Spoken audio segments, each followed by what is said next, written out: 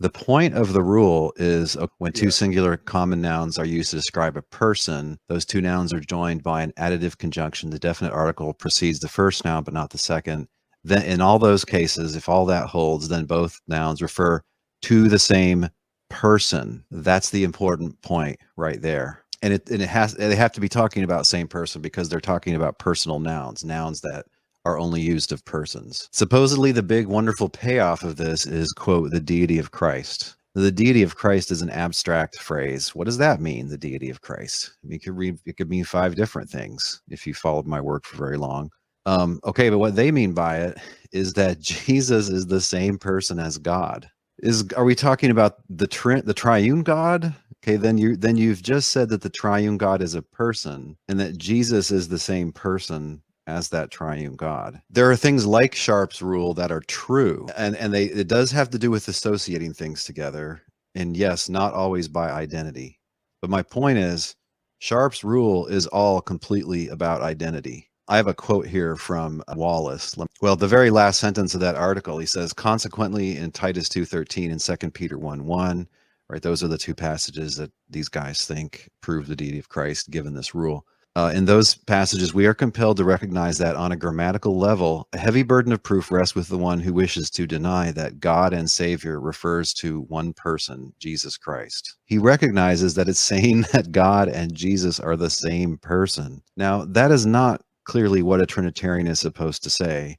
By God, if you mean the Trinity, you're not supposed to say the Trinity is one person. Now, there are Trinitarians who think that God is really oneself, but set that aside. But look, let's get real to the New Testament here. If you look at all good scholars, they will say that there isn't any New Testament term that was then understood to refer to a triune God. And they'll also say that the word theos, with and without the article, almost always refers to the Father. So if you see the word God in the New Testament, then unless the context requires some unusual meaning, it's always going to be the Father. So when you're saying that these passages are calling Jesus God, and when you realize that, quote, God in the New Testament just is the Father himself, what you're saying based on this ingenious rule is that the Son and the Father are one and the same.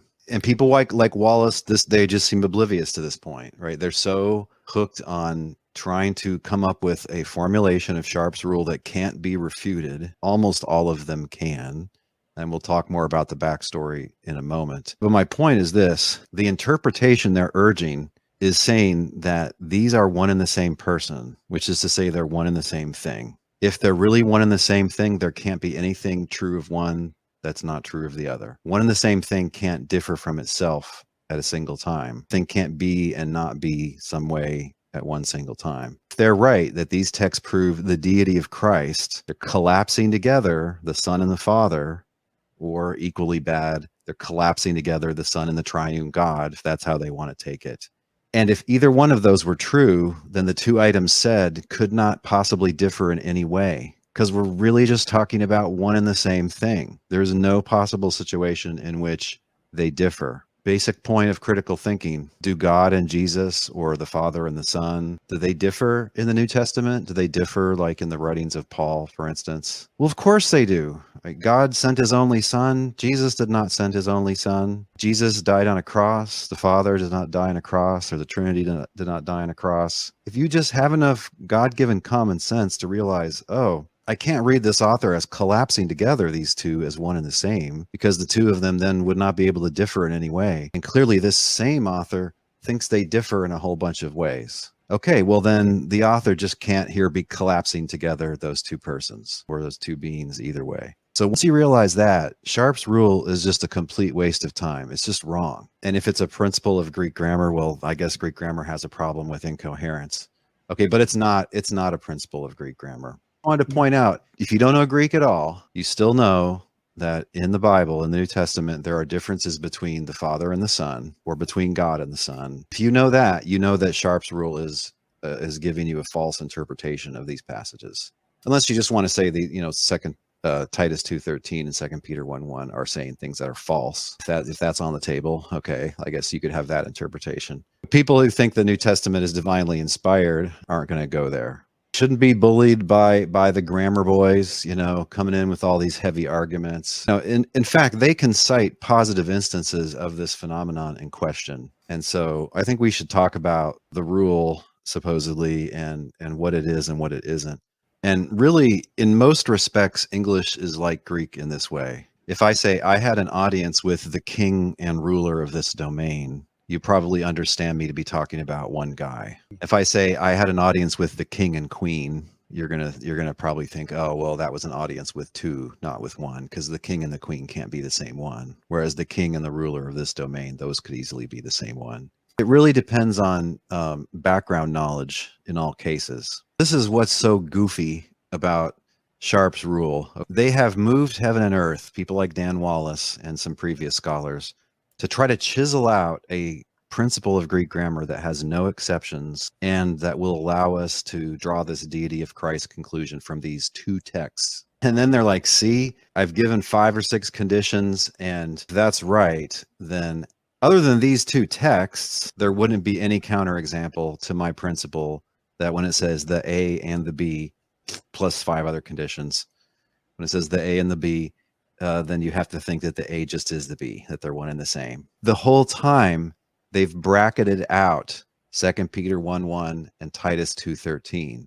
They want to say, in all these other instances, the identity of the two is assumed. And you know what? Once you add all the exceptions in, I think that's right. Okay, but when you consider these and the background knowledge that the writer and the reader shared, that God and his Christ are not the same person, then here's your exceptions that are still standing to your rule.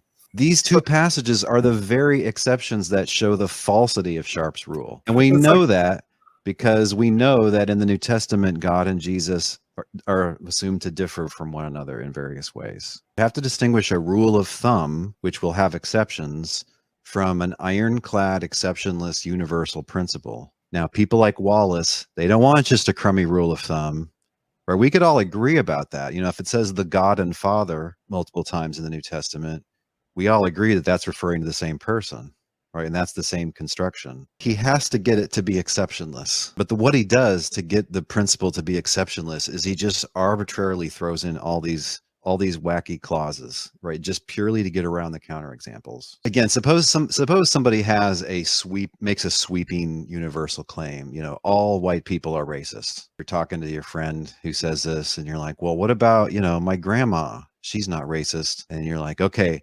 all white people but your grandma are racist. Well, what about all the white people that worked, like in the civil rights movement, like, I don't know, Charlton Heston? Okay.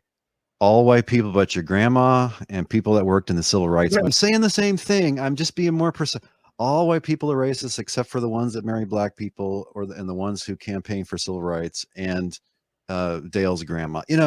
It's ridiculous. Okay. You just shouldn't say the first thing in the first place. You need to come up with another statement. It's kind of like that. So let me get into the backstory, because this is where there's so many ironies here. I just think you almost need to make a movie out of this, because it'd be a great comedy. Okay. So this guy, the Trinitarian apologist, not particularly trained in theology or Greek grammar, Granville Sharp, I guess earlier he wrote a work of Trinitarian apologetics. I haven't read that. In 1798, he published this book in which, right in the subtitle, he tells you that he's trying to come up with new arguments for the deity of Christ. Okay, watch out, right? You got a guy stinging from probably lots of different Unitarian critiques, and he wants to, buck up the case that Jesus is God. He's looking to defend, not only defend existing deity of Christ proof text, but he's looking to find more. He doesn't really know Greek grammar, but he's going to muck around in the Greek text and try to come up with a bunch of rules and with a bunch of proof texts. The way he states the rule, and this is right in the index of his book, is when two personal nouns of the same case are connected by the copulative kai, and if the former has the definitive article, the, and the latter does not, they both relate to the same person. According to its most ardent defenders like Daniel Wallace, what I just said is completely false. It's refutable by a whole bunch of different kinds of sentences. Okay, well, I guess he kind of blew it on that one, right? He came up with 5 more rules. All later scholars are like, yeah, he had 6 rules and 5 of the 6 were wrong. Actually, the first one was wrong too, but we can save it. We can fix the first one. Okay. If we just start adding exceptions into if we totally restate the principle. Wallace is a ardent defender of Sharp. He's like, well, the guy did pretty good. His intentions were good. He was really kind of a untrained genius. Wallace points out that the rule that I just read is not exactly his view. He also excludes personal names, for instance. So he didn't even state his own rule well. Like, he kind of doesn't know what he's doing. He doesn't know how to formulate an exceptionless rule. When you read later in the book, it turns out he thinks there's more conditions to it. Okay, 6 rules, 5 of them are wrong. He thought that he had 8 new proofs of the deity of Christ, 8 Christologically significant texts, Wallace says. And how many of those do current scholars think he's right about? 2. Right, so his batting average is really poor. Right? He's 1 of 6 on the rules. He's 2 of 8. He's only right about 25% of the text, according to Wallace. But this is our hero, okay? Okay, but it gets sillier. Wallace points out that a legion of courses on New Testament Greek, books on New Testament Greek for students of theology, and things like this very commonly just give Sharp's rule without any of the exceptions stated, or with not enough of them, and say, hey, this is just an ironclad rule. And then they just give a couple of positive instances of it. And then they, hey, look, by the way, we can prove the deity of Christ here. And they spike the ball and they go home. This is not me saying this. This is the foremost proponent of something kind of like Sharp's rule, saying that this has just been broadly abused by conservative scholars. And by the way, in the 1800s, some noted conservative scholars just said, no, this is wrong. We don't think that is a rule. There was a big discussion of this. Both Unitarians and Trinitarians, some of them repudiated it, and then some of it defended it. There was this particularly hardworking and sharp fellow named Winstanley, and according to Wallace, Winstanley, in a book in 1819, totally refuted Sharp's rule by pointing out at least 3 different kinds of counterexamples to Sharp's rule in the way that Sharp and his other defenders had stated it. So he pointed out that it doesn't work for generic nouns, like talking about men in general. He pointed out Proverbs 24:21 in the Septuagint, fear God, O son, and the king, right? And it says to fear ton theon, wie, O son, kai basileia, right? The God and right? Yeah, obviously the God and king are not the same person here. And yet here's that exact construction. Okay. And according to them, it should count as an instance of Sharp's rule. Right? What's Wallace's response? Well, this is translation Greek and this doesn't count. Right. And Dale's grandma isn't a racist. Right. You can take any refutation of an alleged general rule, and then you can just slap on an extra condition, and then now it's not refuted anymore. Okay. But then the more arbitrary it gets, the more ad hoc it gets, the sillier it gets. And that's why I think this is hilarious. Okay, they find another example in Herodotus's histories. He mentions in a sentence the cupbearer and cook and groom and servant and messenger, right? So he's talking about servants of the king. He only uses one thee, and he uses a bunch of personal nouns. It's probably not one and the same court official who carries out all these functions. Okay. That refutes it, right? It didn't say only 2. Wallace's response, okay, but the rule only has to do with 2 nouns. We have to get a rule. So it doesn't matter what the counterexample is. Otherwise we don't have these deity of Christ proof texts, right? And I don't know, the point about identical things not being able to differ in any way, I don't know why that just is completely lost on him. Maybe he just says it's a mystery or something that one and the same thing can differ from itself.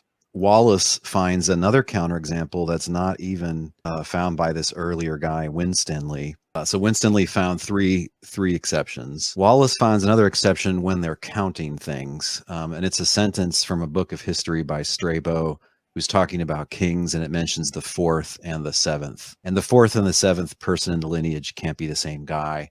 But there's the construction, right? And we're talking about kings, it's persons.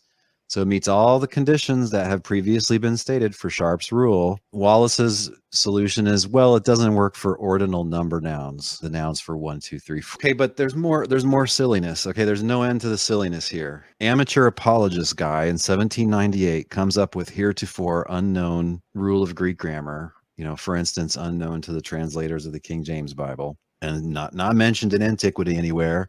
as such. And along come the scholars and refute the amateur apologist. Wallace tells us that nobody until Dan Wallace in the 1990s in his PhD dissertation, nobody between 1819 and him had refuted Winstanley's counterexamples, right? So between 1819 and 1990, whatever it was, conservatives are running around saying, hey, yeah, there's this ironclad rule, and just sitting there in the literature are blatant counterexamples. Right. Nobody cares. Okay, right. God bless him. Dan Wallace cares. He wants to plug the holes in the ship.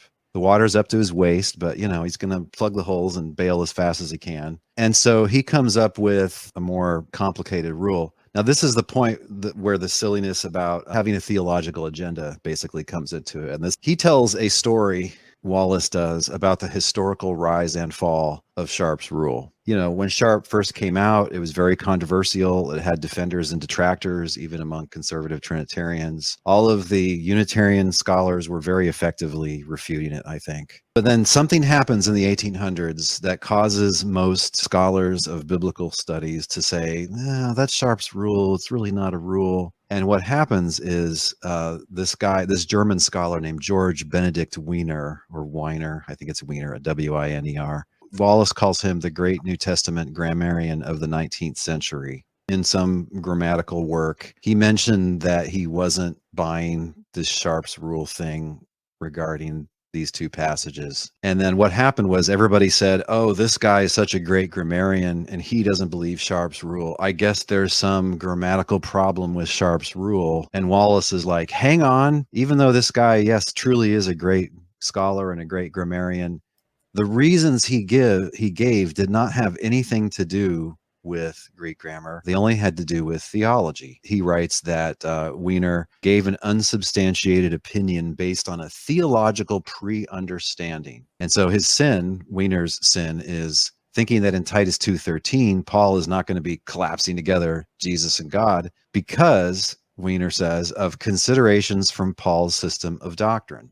So Wiener is just doing what every competent reader does. Is the author really collapsing these characters together? Can he be? Because if you find any difference between them, then they really are two characters, right? Sometimes characters are collapsed. Saul is the same guy as Paul in Acts. In Genesis, Abram and Abraham are the same. Sarai and Sarah are the same. There could be confusing instances when Jesus, referring to John the Baptist, says he's Elijah. This is the Elijah who's to come. A really naive reader might just think, well, I guess, Elijah got reincarnated or something, or maybe he went up to heaven and came back down. Clearly, he just said Elijah and John the Baptist are the same guy. No, not really. The whole context of the situation, Elijah is this ancient character, and John is a contemporary, a little bit older than Jesus. So clearly he's not speaking literally there, and background knowledge just comes in to save you. You realize that there are differences between John the Baptist, right? And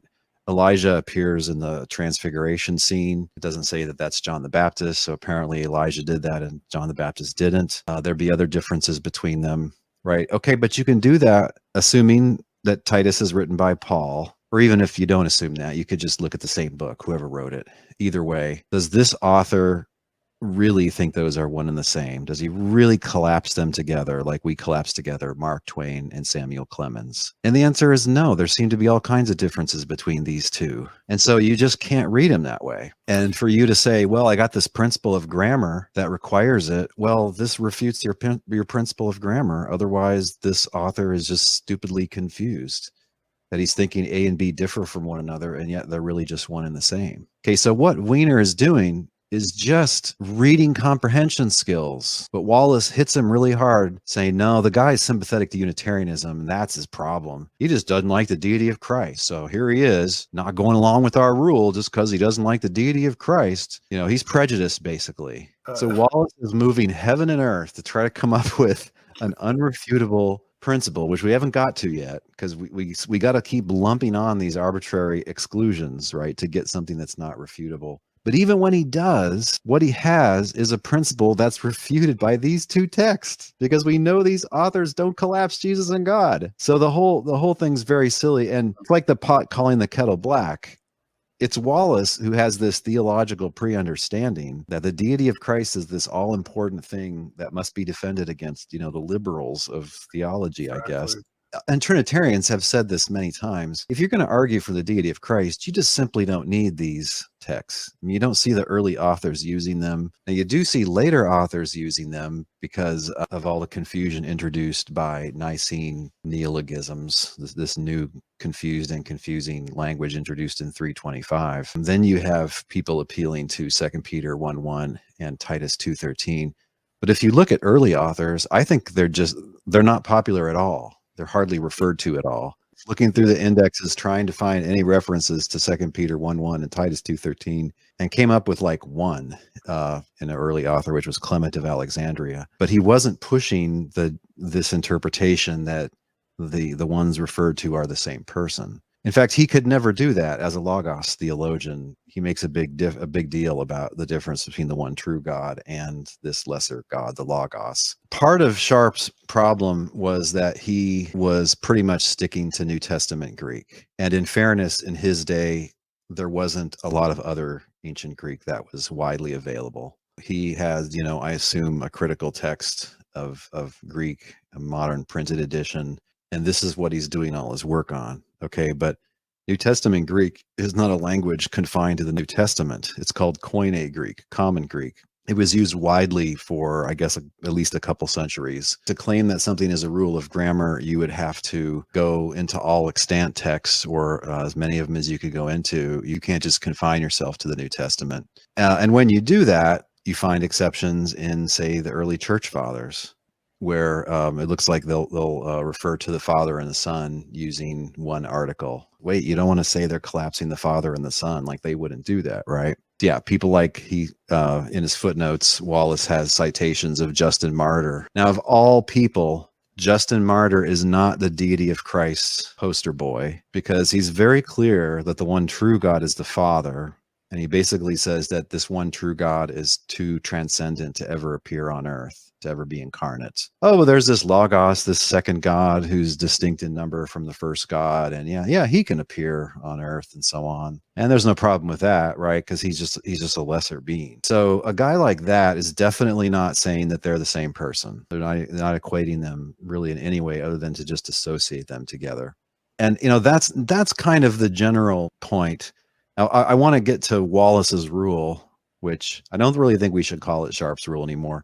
There is no living defender of Sharp's rule on the face of the earth, as far as I know, at least if you're talking about competent scholars. Basically, every time they cite it, according to Dan Wallace, it'll be false. I mean, really now we just have Daniel Wallace's rule that is like something that's still standing among scholars, and yet it's still highly controversial among scholars. It's still widely rejected. Again, the way that your average person is going to get bamboozled about this, you can point to plenty of positive instances of this sort of thing in the New Testament. For instance, 1 Thessalonians 3:11, Hatheos kai pater hemon, the God and our Father. That is supposed to be the same person. That's exactly right. In the paper that I recommended on Bible.org by Sharp, he's got a couple of pages of just uncontroversial examples of this sort of thing, where the author uses one "the," and he mentions two personal nouns in the same case, connected by kai. Clearly, the author does assume that those are one and the same. By using the one "the," they're kind of being grouped together. And this is the strongest possible way of grouping things together, is to identify them. Just assume that they are one and the same. So if I say the author and creator of Huckleberry Finn, the novel, I'm just talking about Mark Twain. I'm associating the author and the creator of the character Huck Finn. Yes, but in the strongest possible way, which is identity.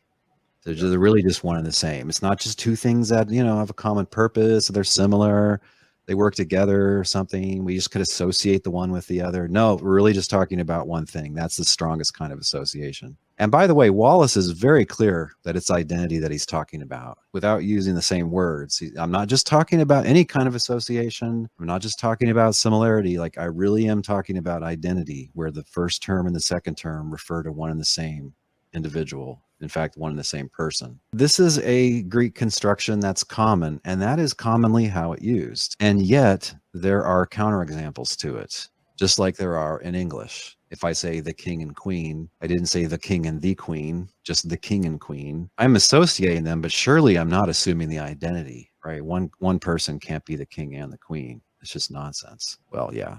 One person can't be the one true God and man Jesus either. That's also nonsense. Okay, so yeah, if I all I got to do is tell you the rule. You're not a scholar. You don't know 5 different exceptions to it, right? I give you this crummy rule that you don't know how to refute, and then I hit you with some obvious examples of it from the Greek New Testament. I'm like, see, that's a rule. Now let's look at these Christological passages, and but they're saying Jesus and God are one and the same person. And before you start to raise your theological hackles, wait, one and the same person? Wait, am I supposed to say that? Wait, are we talking about the Father? Are we talking about the Trinity? Right? I've already spiked the ball and gone home. I've just shown you how Greek grammar defends the deity of Christ. So we don't. Okay, but the more general phenomenon is just that sort of construction generally, whether we're talking about persons or things, whether we're talking about names being used, whether there are just 2 things or 3 or 4 or 5 things. And the general effect of putting them all on within the scope of one "the" is, yeah, to associate them in some way. And I think that's what's happening in this passages, that the author is associating God and Jesus. Why wouldn't he? This is all that the grammar tells you. The grammar tells you that in some way the author is thinking of all these things as one or grouped together. They could be parts of a whole, they could be similar, they could be associated, they could have a common purpose, they could be related to something in the same way, right? So Titus 2:13, the Catholic New American Bible, I think gets it right. As we await the blessed hope, the appearance of the glory of the great God and of our Savior Jesus Christ. Right. So they added a few words to make clear that it's not one person. It's clear in English that way. And how are they being associated? There's this glory which is the glory of both of them that we're hoping for the appearance of. That's it. They have a glory that they share in common, and that doesn't support the deity of Christ understood in any way at all. Again, the grammar tells you that the author's associating them together in some way. The grammar alone is not going to tell you that it's identity. Now, that's exactly Wallace's point. Wallace's point is if you count a whole bunch of exclusions, you account for all the different kind of counterexamples, and you give that principle, then it has to be identity. It has to be the same person. And the answer to that is these very texts that you're so concerned with show that what you just said is false, because these authors do not think that the Father and the Son are the same person, or if you like, that God and the Son are the same person. Again, the equivalent, and this is a point that's lost on deity of Christ defenders. If you're going to collapse together Jesus and God, there's 2 problems with that. One is the New Testament collapses together the Father and God. So if you say Jesus and God are the same thing, well, in the New Testament, God and the Father are the same thing. So then now you're committed to Jesus and the Father being one, which is a heresy. But more importantly, it's just obviously false, because we know the Father and Son are one, because there are simultaneous differences between them. There are some Trinitarians who think that just by definition, all of the persons are identical with the one God. There are Trinitarians who think that. These are Trinitarians who are not very well trained in logic and critical thinking. Because in logic, and all modern logic, like you would take in a first class in deductive logic in any college in the world now, things that are identical to the same thing have to be identical to each other. If you're identifying the Father with God and the Son with God, it follows that the Father just is the Son, which again is just by definition a heresy. So they're sort of ignoring the logic of identity. I suspect it's a lot of those kind of people they just hold incoherent views, that the Son just is God, the Father just is God, and yet the Father and Son are 2. They just don't realize that that's an absolutely demonstrably impossible set of claims. They couldn't all be true. I suspect it's a lot of folks like that who are being impressed by this Sharpe's rule thing. Some philosophers compartmentalize, and I think there's a little bit of that going on here. We understand this type of reasoning, how to analyze arguments and so on, and also how to charitably interpret texts where the author is not contradicting himself, right? We do this when we're interpreting Descartes or Plato or Aristotle or Hume or whoever. We learn all this stuff.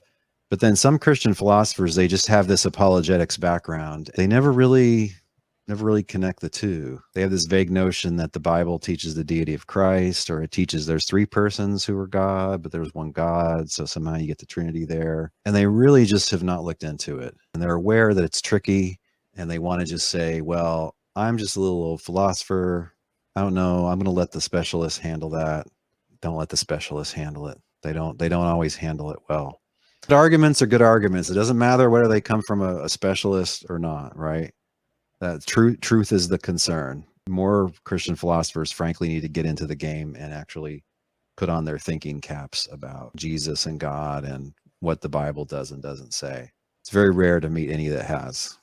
Again, it's an unforced error. The Trinitarians never had to do this, never had to be swayed by this kind of dodgy stuff, but they did. And now it's kind of an established part of tradition in a lot of circles. So let me go back to Wallace's rule. He calls it the sharper rule because I think he doesn't want to be perceived as arrogant and call it Daniel Wallace's rule, but I'll call it Daniel Wallace's rule because he's the only person in the history of the universe who's had this rule.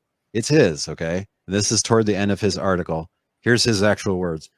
In native Greek constructions, i.e. not translation Greek, that's to get rid of that one verse in the Septuagint, when a single article modifies two substantives, typically a noun, but in Greek it could be other things functioning as like a noun functions.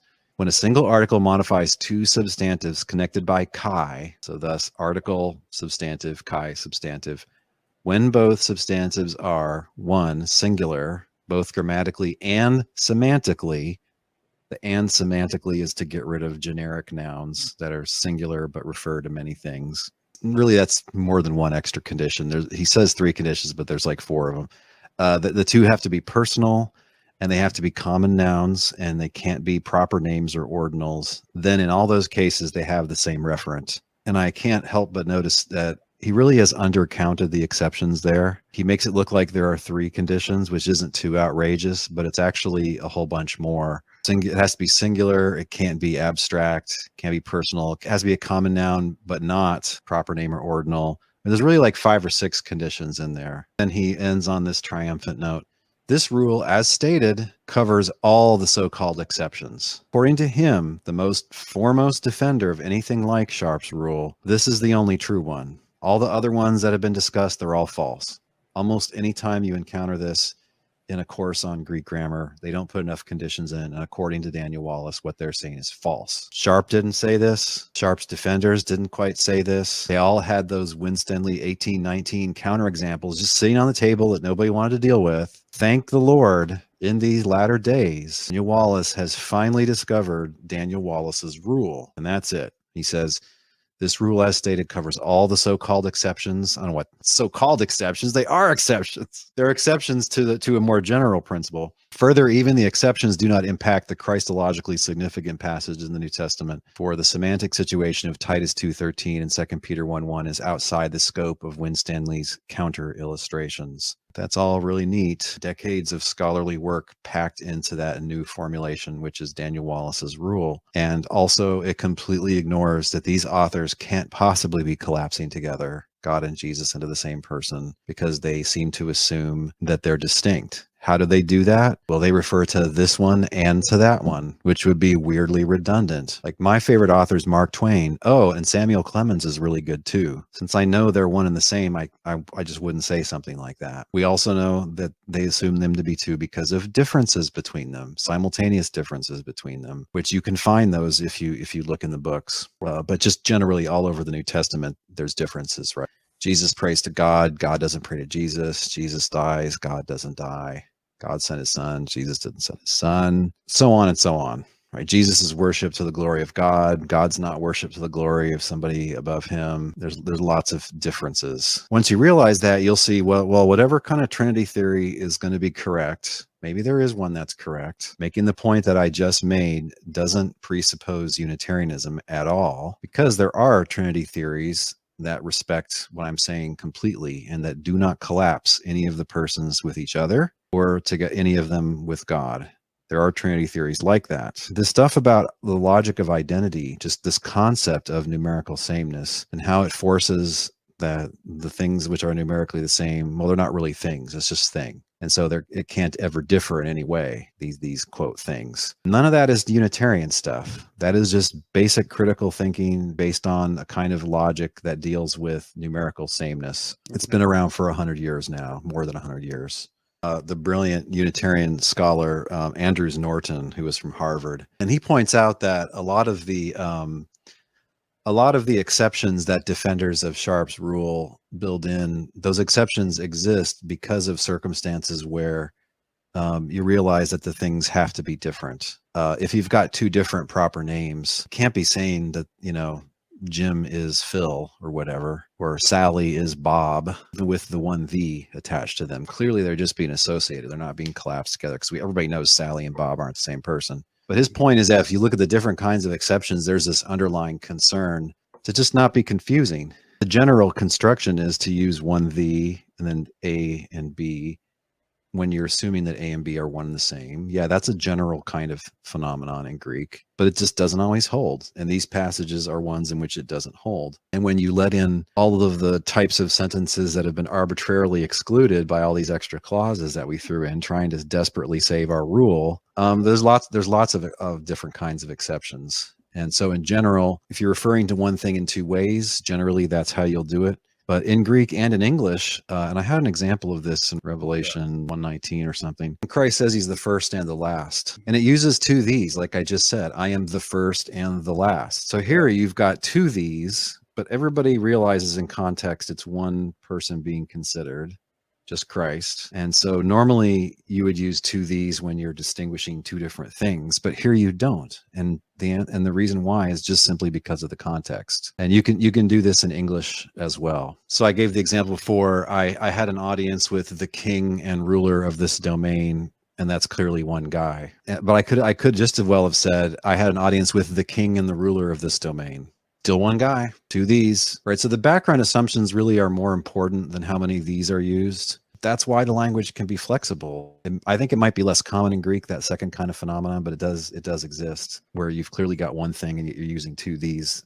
It may be a way of distinguishing the two different aspects of the thing in question, just giving some emphasis to the differences between the two qualities or the two titles. There could be subtle reasons why you would leave the second article off or why you would include it. It could sort of change the color and the emphasis of it in different ways. But a famous example that you see Wallace and others discuss is in the Gospels when it'll say the Pharisees and Sadducees. Now, clearly, it's not identifying the two groups. They're not saying the set of Pharisees is the same as the set of Sadducees. Great example, yeah. Yeah, but they're being associated because they're united in their opposition to Jesus and his followers. And if I wanted to mention them in a context where I wanted to sort of emphasize their distinctness or something, I might say the Pharisees and the Sadducees. In a sense, the meaning is the same. Just the suggestions, the connotations might be different. So yeah, context is just way more important than these kind of concocted rules of grammar.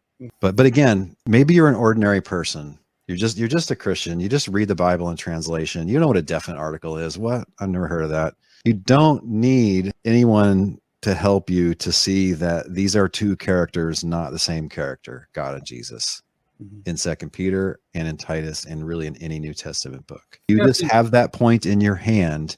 You can fend off the greatest grammarians in the world because they cannot tell you anything more sure than what you already know, which is that this author assumes that these are two, not one. What is the chance that the author in the middle of this chapter, say, is just going to do this little drive-by, quick proof of the deity of Christ? Yeah. Like if he wanted to argue that Jesus was divine in the way the one God is divine, or that Jesus is God himself, this would need some doing. This would not be thrown in like 3 or 4 or 5 words. That's crazy. I think what someone like Wallace would say is, well, quite to the contrary. Like everybody just assumed the deity of Christ. It was all just commonly agreed on back then, so no one had to make this as a point. Really? Okay, in the sense that you mean the deity of Christ, you mean they're one and the same, and then just in the next verse or a couple verses down, they're assumed to be distinct, and everybody can see that. It's just basic reading comprehension. You don't need Greek. It can't be that it's just a background assumption, because in these authors, if Wallace is right, then these authors would be spouting paradoxes. In 2 Peter, right in the space of 2 sentences, P, not P. Titus, P up here, a couple verses down, not P. If the author really thought that, he would probably start invoking mysteries or saying, God's really beyond our understanding. You can't really use your carnal mind to like try to consistently think about God. You're just going to be driven into contradictions.